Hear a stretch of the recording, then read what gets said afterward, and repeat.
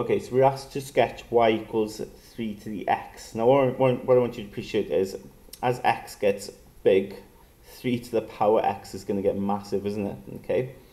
Alright, so you know, if x is 10, you've got 3 to the power 10, put it in your calculator, it's massive, okay? So it's going to grow really fast, okay? But what happens when you've got negative values is you're going to have a negative power. And of course, if you've got a negative power, we could take the power down, couldn't we? We could take the term down. So for instance, if it was 3 to the power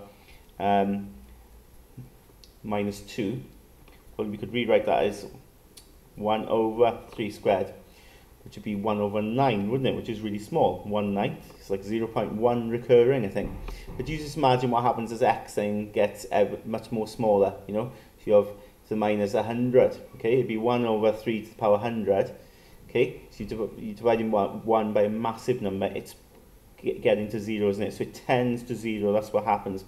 So as x gets really small, okay, negative and small, okay, as we go to negative infinity, 3 to the power x tends to 0, but as x goes to infinity, 3 to the power x shoots off to infinity really quickly.